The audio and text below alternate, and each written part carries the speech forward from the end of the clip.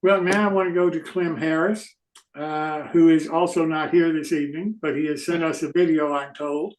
At least I hope that he has sent the video, and I hope we can find it.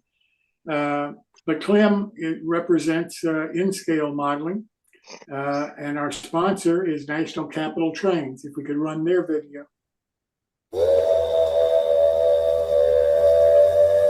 National Capital Trains is the largest supplier of N-scale modeling products in the state of Virginia. We have been in business since 1989.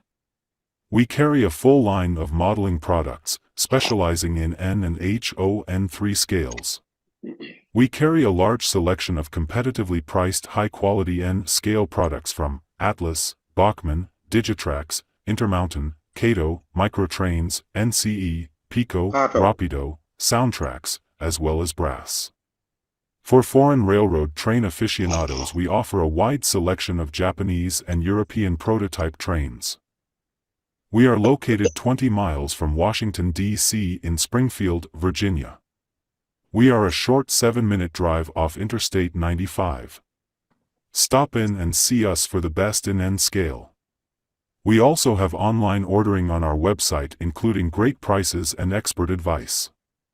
Call us for your N-scale modeling needs and advice. Use the QR code to visit our website. We look forward to serving you.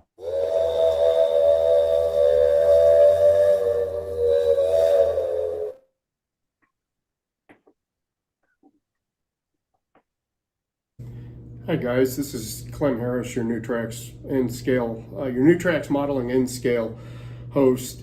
We're going to continue the project I started last month with the building the BNSF 9653. This month's segment covers how I weathered it and some of the odds and ends products that I used. And I wanted to take a minute and remind everybody that I know that there's a lot of different ways to tackle like adding grab irons and stuff in N-scale. Again, I find for me that just doesn't cut it.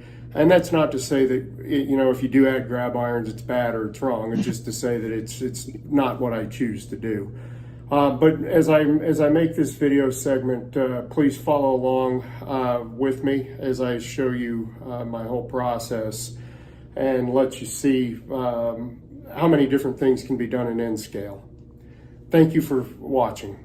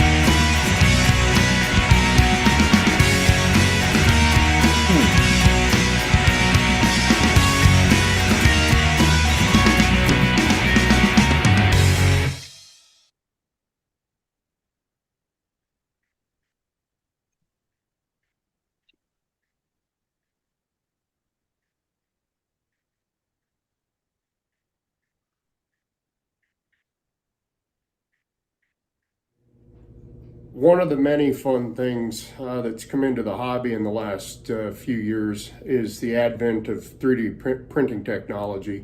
And you'll see that as we move forward, while I don't add a whole lot of details, extra details to my models, you'll see that some of the basic things like signature type items will show up. And I found that on Shapeways, the positive train controller PTC blades, the long track blades, were available. So I made a order for those. And once they got here, I was able to get those installed on the BNSF 9653, since that's kind of a key piece in the appearance of that locomotive. And for those of us that model today, if you model today, you actually, PTC is almost mandatory on almost everything anymore. Very good feed at it.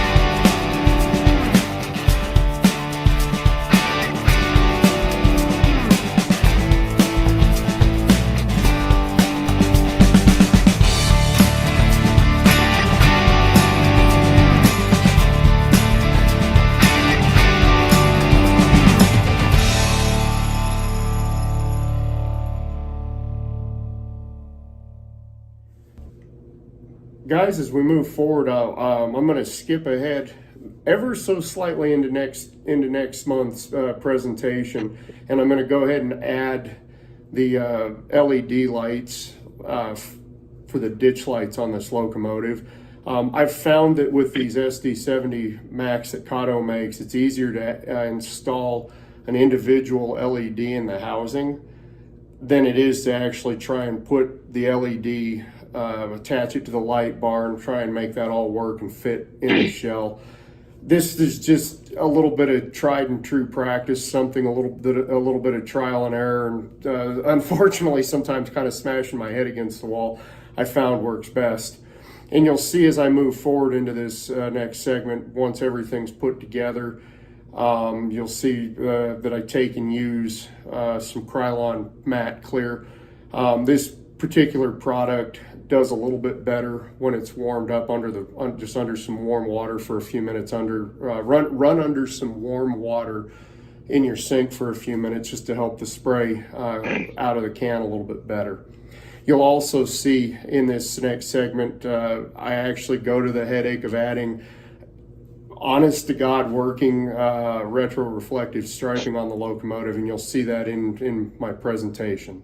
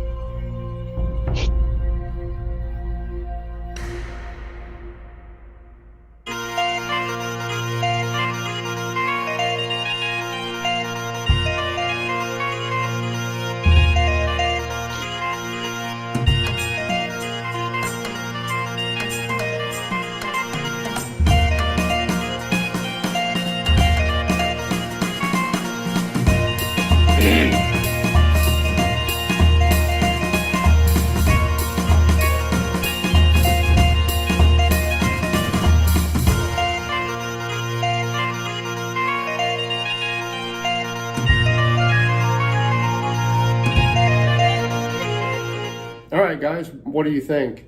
The BNSF 9653 is taking shape. We're getting into the home stretch. In this next segment, you'll see where I go back and I'll actually add an ESU lock sound decoder to it and give the BNSF 9653 its own voice and its own sound. You'll notice too, and before anybody asks, you'll notice I haven't applied the grab irons to the cab yet, and I haven't done number boards. And those are always the last two steps that I take while I'm doing a project like this. I found that as I work the number boards, sometimes it's easy to knock those off, the little decals off, and then I found too just the extra handling, and in case I have to take anything apart to double check anything, it's easier just to leave the grab irons off the cab. I look forward to next month's presentation with everybody. Thank you for watching. Well, thank you so very much. We really do appreciate it. And we look forward to hearing from you next week too. Thanks so much, Clem.